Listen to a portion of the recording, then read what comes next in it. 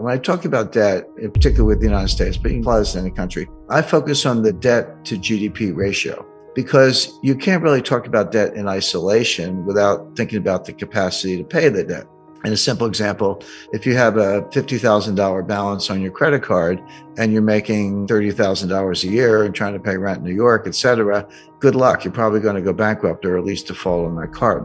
But if you owe $50,000 on your credit card, but you're making $5 million a year, it's, you just write a check. It's no big deal. My point is you can't look at $50,000 debt and decide if it's a problem or not unless you compare it to the income. And if it's too low, it's a problem. And if the income's high, not a problem. So that's why you use the debt to GDP ratio. The US just hit $31 trillion national debt, almost all of it in the form of US Treasury securities. Not all of it, there are other obligations, but mostly US Treasury securities. Well, is that a problem or not? One way to answer the question is compare it to GDP, do the ratio. The answer is that ratio is now a little over 130%. At the beginning of the Trump administration, it was 106%. So Trump and Biden together have taken up 25 percentage points from 106 to 131. What was it in 1980 when Ronald Reagan was elected? The answer is 30%. 30% is completely comfortable. That's like the person with the $50,000 debt who's making millions. No big deal. 50%, yeah, getting up there. Angela Merkel and all her years in Germany, and there's a lot of research to back this up, says that 60% was the limit. And that's what the Maastricht Treaty that created the European Union and the European Central Bank, that was their goal. They said, don't go over 60%. If you do, you're expected to take measures, raise taxes or, reduce debt or reduce spending, do something to get that back down under 60%. What's the critical threshold where, water turns to steam or water turns to ice or something changes in such a way that it's not the same? It's radically different, but it happens very quickly. The best research says the answer is 90%. And your debt to GDP ratio goes over 90%. Your multiplier of an additional debt goes below 1. So just to put that in context, at 30%, if I borrow $1 and spend $1, I might get $1.30 of growth. Assuming you spend it wisely. That's a big condition, but you borrow $1 and spend $1 and get $1.30 of growth. Okay, the debt was productive if you put it to good use. That $1.30 gets smaller and smaller. As you get closer to 90%, it goes to $1.20, $1.10, $1.05. Past 90%, you borrow $1 and you spend $1 and you only get 95 cents of growth. You don't get your dollar back in terms of GDP. And then 90% and 85%, et cetera. So 90% is the critical threshold. The US is at 131%. Highest in history, which means we are well past the point where you can borrow your way to growth or you can borrow your way out of a debt crisis. And we were heading for a debt crisis.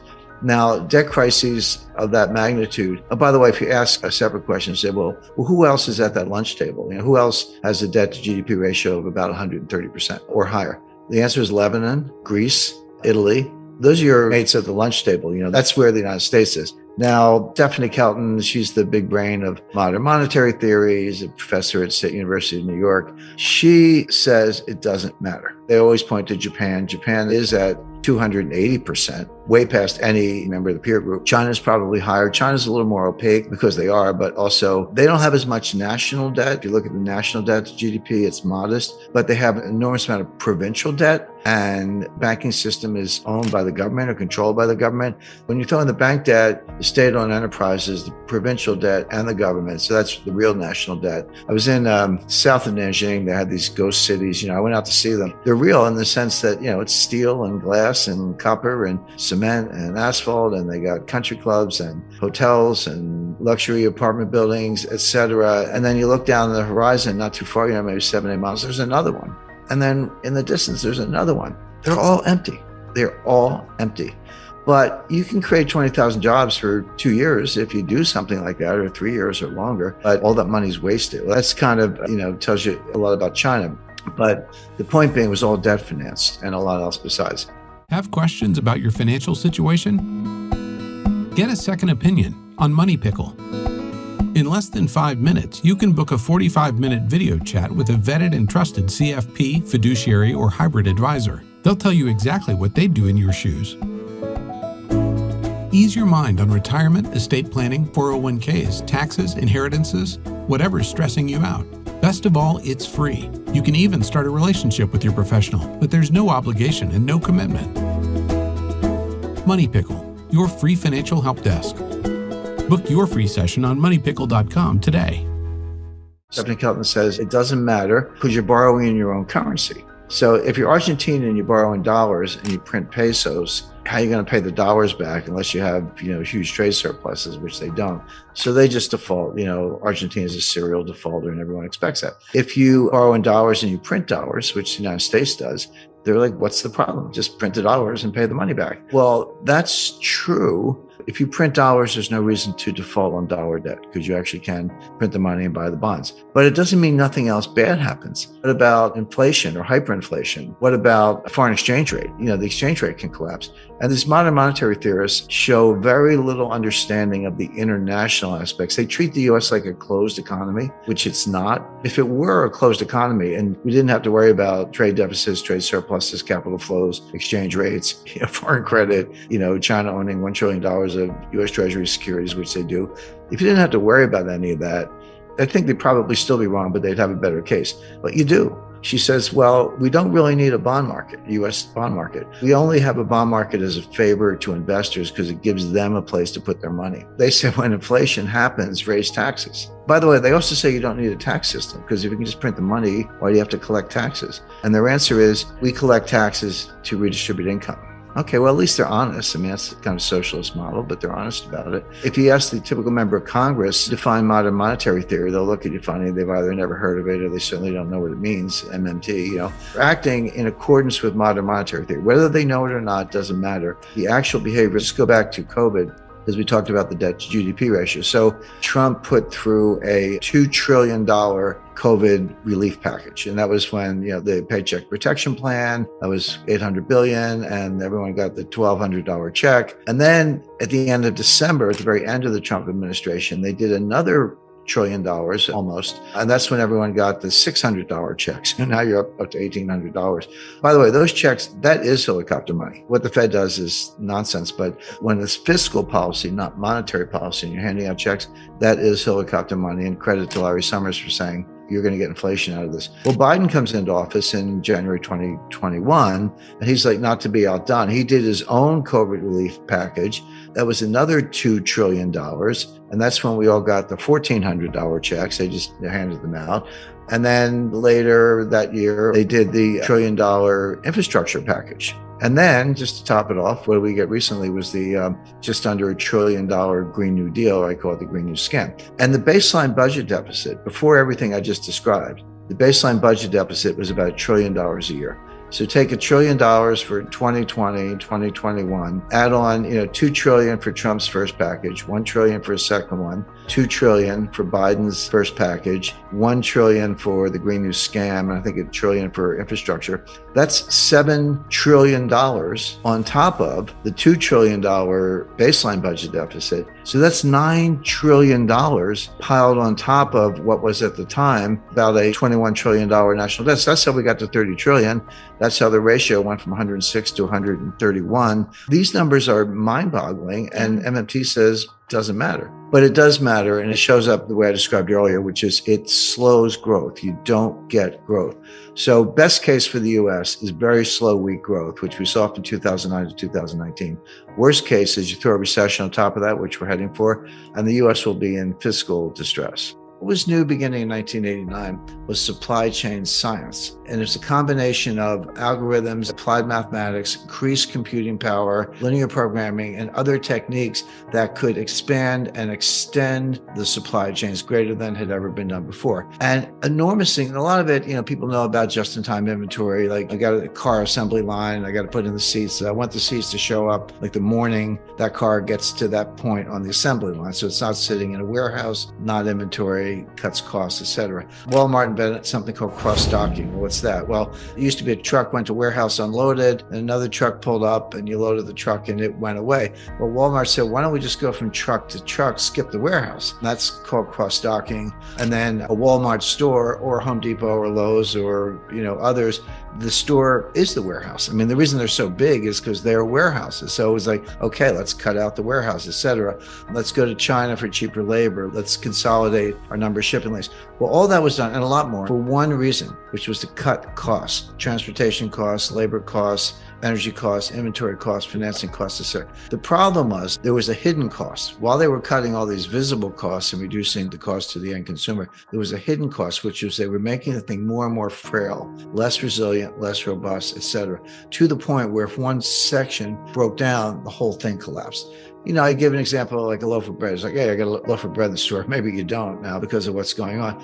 Well, okay, but a loaf of bread comes from a baker. It needs a wrapper. They're going to be plastic or paper. It had to get there by a truck. Trucker had to take the bread from the baker to the distribution center or the store. The truck needs diesel. You need a truck driver. Someone's got to make the truck. Let's go over to the baker. Baked it in an oven. Where'd the oven come from? Where did the manufacturer get the tempered glass and steel to build the oven? And you need energy to run the oven. And by the way, where did the baker get the flour? Got it from the mill. Where did the mill get it? They got it from a farmer who grew the wheat. It also had to be transported by train or truck from the farm to the mill. And then the farmer needs a tractor and diesel and harvesters and by the way, nitrogen fertilizer, which comes from Russia, etc. So the point being, there's an immense supply chain in a loaf of bread. When you go through, wrapper, baker, ingredients, wheat, farmer, transportation, et cetera. And every link in that supply chain has its own supply chains of, where trucking firms get the truck drivers, et cetera. I came to the conclusion that the supply chain is not part of the economy.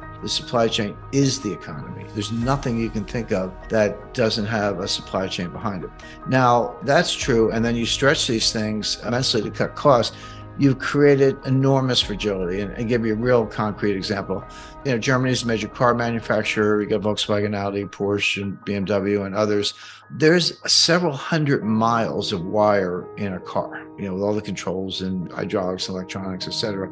You can't just throw the wires all over the car. There are conduits. There are plastic conduits that they install, and then they run the wires through it to wherever they need to go. Those conduits are made by a firm in Ukraine. Well, Ukraine's got a few problems right now, including war, and they can't get them. So BMW and Volkswagen had to shut down assembly lines for sophisticated automobiles, not because they couldn't get chassis or leather seats, because they couldn't get this plastic part, because you got to put that on first, so you run all the wires through it. Okay, so war in Ukraine is a big subject in and of itself, but for the lack of a plastic part, a conduit, you had to shut down major automobile assembly lines in Germany. I could give 100 examples, but the point is, in the name of efficiency and lowering costs, we've created enormous fragility, and now it's all breaking down, and it's going to be a big job, 5 to 10 year job to put it back together. And then it kind of feeds on itself. It's what happens when systems like this broke down. So, for example, I like a particular brand of salsa. I like hot sauce. This is a real story. This happened. I go to the supermarket and there's none on the shelf. They don't have it.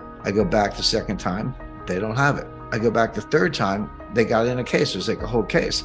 But I usually buy 2 jars. Well, now I buy 10 jars because I'm like, well, I don't know what's going to happen the next time. Maybe they won't have it. That's called safety stock. You buy some extra inventory. So I pay for that out of my pocket, but it's on the shelf behind me here. But the point is, I'm financing safety stock in my own house because I can't rely on the store to have it in the back room. Well, what does that do to the next person who wants hot sauce? They don't get anything because I took it all. And same thing happens to me in some other product. And everyone's doing the same thing. So you can call it hoarding. You can criticize it. It is inefficient and it costs money, but that's how people react to real supply chain shortages, which of course only makes it worse because now, who knows when the next shipment of hot sauce is coming in. I talked to the guy who probably the single most responsible individual for the creation of the modern supply chain. He said, Jim, you have to understand, it took us 30 years to build this. It took 3 years to blow it up. It's not coming back overnight. It's going to take 5 or 10 years or longer to create the new supply chain. So what I describe is what I call a college of nations. We're still going to have a supply chain. We always will, but it'll be like a club. And to get in this club, you're going to have to be a democratic, liberal society. I don't mean into politics. I just mean those in the political science sense or the political philosophy sense. But it would be, for example, United States, Canada, New Zealand, Australia, Japan, Western Europe, UK, probably India, and other countries around the world, probably Brazil. But there'll be countries with shared value, good rule of law, good concern for humanitarian issues, et cetera, who will trade with each other. but it won't include China. Russia will be, maybe they're in the penalty box, but China will definitely not be in it. China will have to construct its own club, whatever you want to call it, that would include, resource suppliers in Africa and maybe outsourcing in South Asia. And there'll be some people who kind of play both sides, and that's fine. But people say the U.S. is decoupling from China, which is true, but China is decoupling from the U.S. This is a second nasty divorce, but both sides want out. So what does that mean? It means that relative to some base costs will be higher because Chinese have a lot they do is repugnant, but they are the manufacturing hub of the world. That's true. It'll be more expensive to do it without them, but it'll be worth it. And the way I look at it, the delta, the extra costs that we might pay at the store, that's like buying insurance. You buy insurance on your house, you don't want anything bad to happen. But when you write the check to the insurance company, you don't think you're wasting your money. You think that's money well spent, and heaven forbid if something does happen, you're covered. Well, it'll be the same thing in supply chain 2.0. Things might be a little more expensive, but will be much more resilient, much more robust. I can give you concrete examples because I can tell you the theory all day long, but I think the examples are much more meaningful. So Taiwan Semiconductor Manufacturing Corporation, biggest and most sophisticated semiconductor manufacturer in the world, based in Taiwan, obviously, just announced two $10 billion plus fabrication plants that they're building in Arizona. So there's $30 billion plus going into new fabs, semiconductor fabrication plants, brand new, state-of-the-art. It's going to take 3 to 5 years to build in Oregon and Arizona. Why aren't they building in Taiwan? Well, because Taiwan's in the crosshairs of China. And there's something called the U.S. military has a doctrine, they call it the broken nest theory. If China invades Taiwan, either the Taiwanese or the U.S. or both are going to burn Taiwan Semiconductor to the ground. They're going to destroy it because they don't want it to fall into the hands of the Chinese communists. Taiwan knows that, like, okay, we are one step ahead of the shoe shine. We're going to build new plants in the U.S. This is a concrete example of what I'm talking about, where we're still going to have semiconductor supply chains. They're going to have to get silicon and other components from somewhere, but it'll be this club, what I call the College of Nations. We're going to cut our ties to China. We already are. Many, many examples of this. So it won't be everything in the United States. We'll be sourcing in Australia and Japan and Germany, not China and not their allies. Book your free session on moneypickle.com today.